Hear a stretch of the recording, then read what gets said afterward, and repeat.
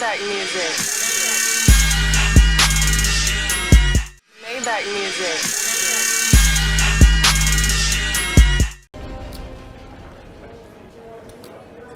And he'll certainly be looking to do that again here today. Question isn't will he raise, question is how much.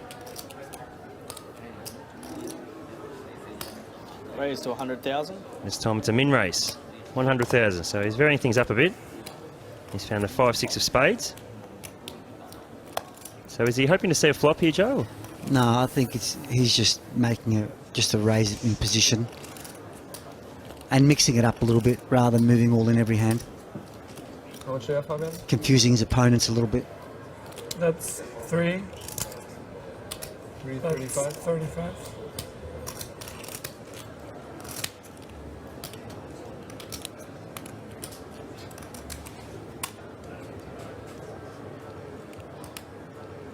Call. So Igor Kurganov's going to make the call with the Jack-7 of spades. We'll see a flop. Heads up to the flop. Igor Kurganov's the first player to speak. 2-9-3 with 2 spades, so both players Check. have flopped the flush draw. Tricket doesn't want to see a spade on the turn here. Bet 80,000. 80,000. So Sam's bet 80,000. Action's back on Igor. Igor could quite easily check raise here with his spade draw.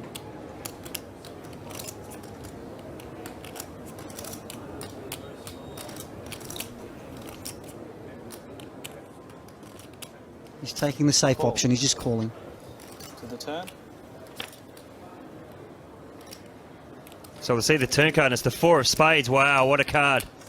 That has made Sam Tricket a straight flush. He is absolutely unbeatable in this hand. And Igor Kurganov has got a jack-high flush, so he'll think that he's unbeatable. Both players will think they've got the best hand. This will be very, very interesting to watch. This is what we call a cooler, Jono. All the chips are going into the middle. Sam has the absolute nuts. He's got the best hand possible. Igor's going to call 100%. So Sam's bet out. Bet. He's bet 160,000 behind a check from Igor. So Igor's trying to trap him here, thinking that he's got the best hand. Little does he know that Sam is unbeatable.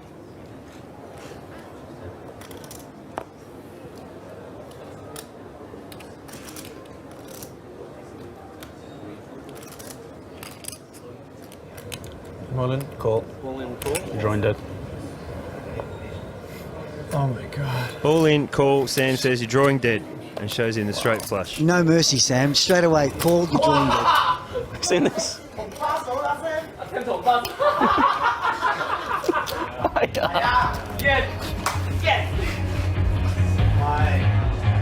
Jesus Christ, man. Like.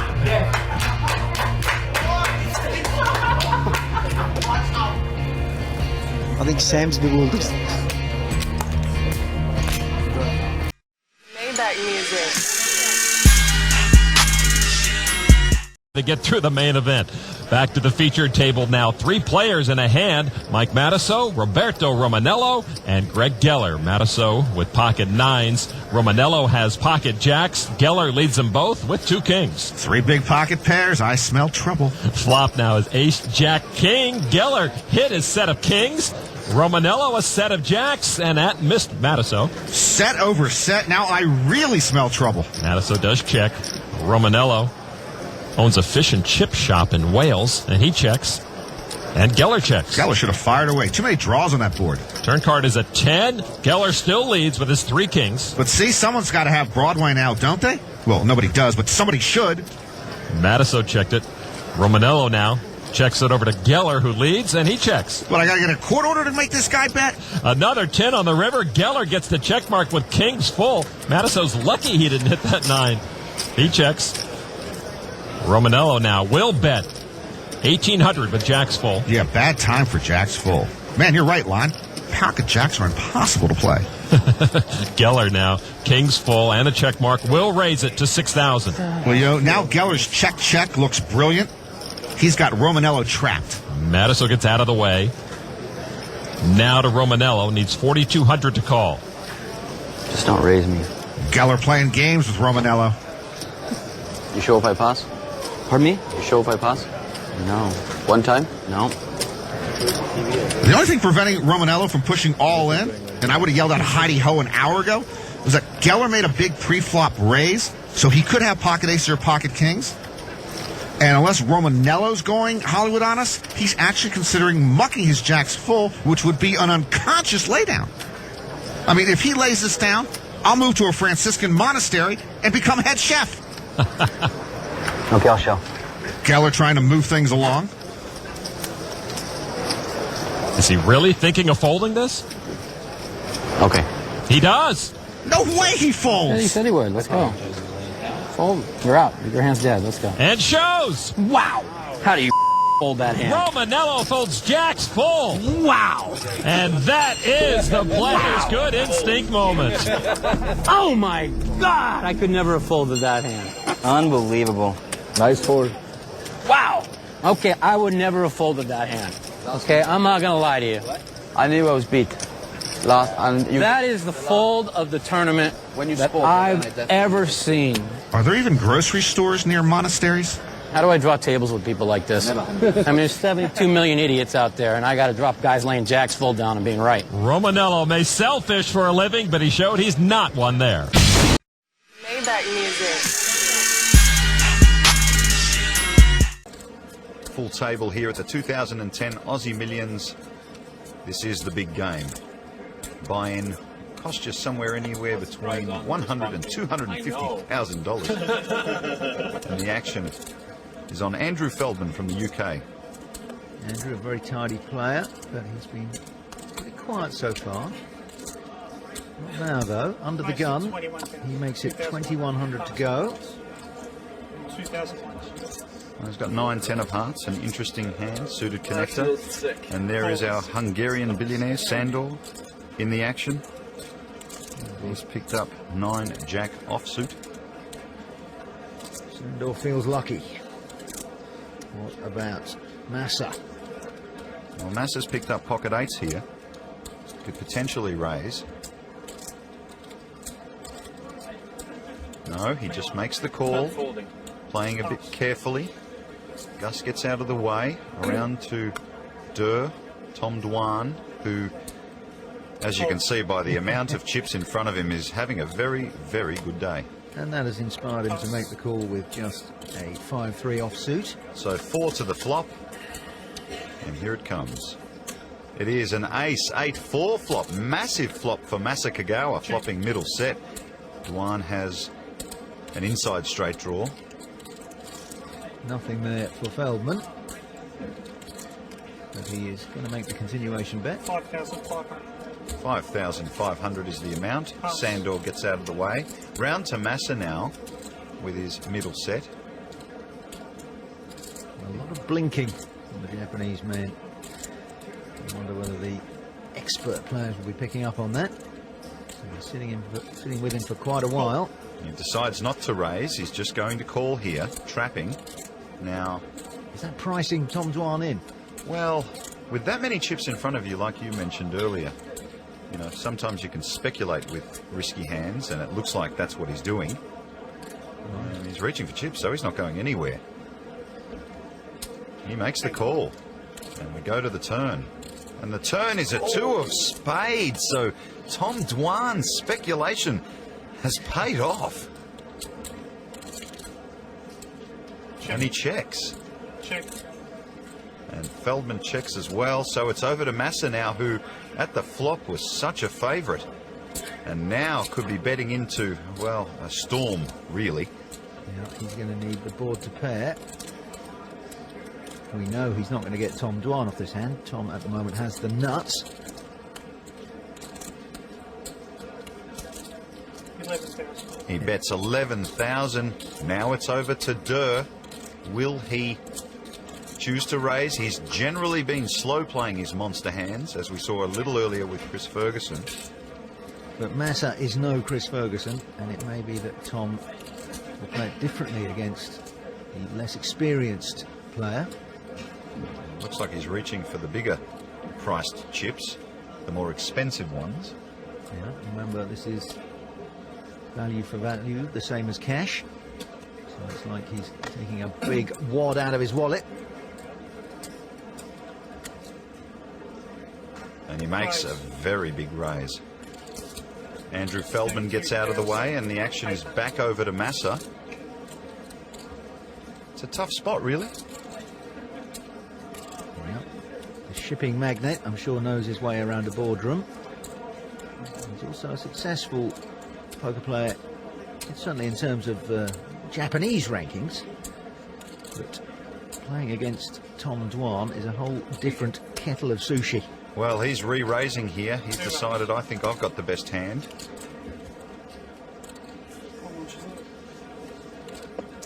$49,200 to call. 49,200 to call for Tom Dwan, who has the nuts. He's decided not to slow play this hand, and it looks as though it's paid off at this point. Massa still has outs to the river. So Tom Dwan's going to be putting him either on a set or ace-king here. A big ace anyway. Well, he's made an incredible call at the flop, and it has paid off. Right now, he's just trying to figure out how to get the most chips out of Massa. Massa still has a lot of outs. But right now, Durr is in the best position possible. And he makes a call, so choosing not to re-raise Massa right there.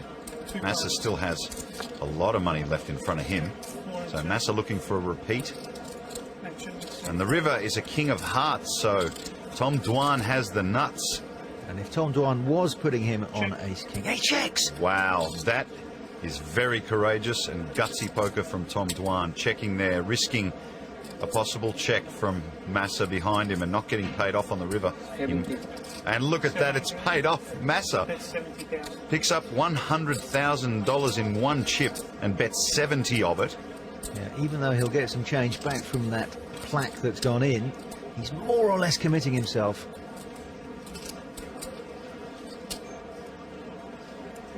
All in. Play moves all in. And there it is, Tom Dwan pulling the trigger, Massa quickly calling, and look at the disgust in his face as he sees such a big turn card for Tom Dwan and such a terrible card for him. Amazing. There is $400,000 and more in the middle of this base, and Tom Dwan has just won it with a 3-5 offsuit. Well, he took a big risk, and it certainly paid off. Maybach music. An actor and son of Goldie Hawn, who was at our featured table today. And of course, he's the brother of actress Kate Hudson. Action is on Sam Farha. On the Milwaukee's Best Light Pocket Cam, Farha has ace-10 offsuit. Sammy's going to bet 200 chips. Everybody in the room starts with their buy-in amount, 10,000 chips. Over to Oliver Hudson in 2002. He was one of People Magazine's 50 most beautiful people. I don't see it. Pocket tens. Raise. And Oliver has announced a raise. Re-raise. He's going to make it 450 to Sam Farha. Sammy doesn't like to wait a long time to get his feet wet. This is the first hand of the session, and he's going to call with his ace-10 offsuit. Oliver Hudson in the lead right now with his pocket tens. The flop is ace, ace, 10. Both get full houses, but Sammy's got the nuts. You gotta be kidding me. This is the very first hand of the main event for both of these guys. Hudson has tens full. I mean, he can't get up. This is a disaster movie for him. Farha earns the check mark, but both players check. Both were slow playing it, and Mr. Hudson is in bad shape. He's got the tens full. He's not going anywhere. A full house for Oliver Hudson, but it's second best. He bets 300 chips. Farha raises now to 1,300. That's a lot for this point of the tournament. Well, hand one. All in. And Hudson goes all in. And Farha calls immediately. Oh, my God. Very first hand of their main event. Sammy's got the nuts, and Oliver Hudson is in shock. I mean, someone needs to tell him he can get up. He is drawing dead. He's going home. A meaningless jack on the river, and Hudson's gone. First hand. Nice hand, Sam. Thank you. That is incredible. First hand. That's it. Holy s***. Hey, nice hand, man. I do. That's the way to get beat, I guess. He just blew through 10 grand in about 90 seconds. Those are Paris Hilton numbers. I had to win the first hand, though.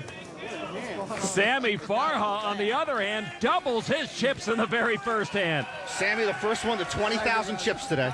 Oh. Made it look easy. Maybach music. So 10 players at this featured table still, including Jennifer Harman, who was absent from last year's main event. She was undergoing a kidney transplant, successful, we're happy to say. She's got pocket queens and raises to 200. Corey Zidman from Coral Gables, Florida, made a stud final table last year. 9-8 of diamonds. Call. Action on Brady Davis in his first World Series of Poker. He's 34 years old, from Illinois. You cannot get up from a table here, Lon, without tripping over an internet guy in a Red Sox cap. 3 to our flop now. The flop, 10 Jack Queen. Harman with a set, but Zidman flops a Queen High straight. Boy, that is the prelude to some fireworks usually. Davis checks over to Harman, who's got a set of queens, and she bets 500 chips on Zidman. 2,000. He raises it up to 2,000 with that straight. When you're holding the two smallest cards of a straight, you want to raise everybody else out because you don't want somebody else to get lucky and get a higher straight on you. Well, he forced Brady Davis out. Now action on Jen Harman. It's 1,500 more to Jen. That is a lot at this stage of the tournament. She plays it safe and just calls. Zidman with the lead with his straight as we go to the turn. The turn is a 10 of diamonds. Harman makes a full house. And boy, Lon, that's virtually the worst card in the deck that could come out for Zidman because it gives Jennifer Harman, who checks, an almost unbeatable hand and makes Corey think his hand is even better now because of the straight flush draw on top of his made straight. 1,000. Zidman bets 1,000. And it's just bad luck for Corey Zidman. He flops the straight, and then the next card gives him a straight flush draw, but if he makes the flush, he can't win. He can only win with the straight flush, and there's only one card left in the deck that could do that for him. Jen in the driver's seat. It's 1,000 chip bet to Jen Harman, and she's reaching. 3,000. She raises it to 3,000. And it is head-shaking time now for Corey Zidman. He doesn't know it, but only one card in the deck, the 7 of diamonds, would save him. How can I get off of this hand? Every decision in the main event magnified. Both have monster hands. You lose this hand, your day just might be over. I think he might have ace-king, actually. I was hoping it wasn't that. Now I'm hoping something else. Yeah, if she had ace-king, she'd have the higher straight. Wow. And his flush, if he made it, then would beat her. How can I possibly muck this hand? He can only muck it if he believes that she has the full house already. I call. He makes the call. We're going to the river. Jen Harman with a huge advantage. And now the river card. Oh, the perfect card for Zidman. The 7 of diamonds gives him the straight flush. And he even checks it again, which an amateur would do, to make sure he's got it. Wow. Action on Jen Harman, who has the full house.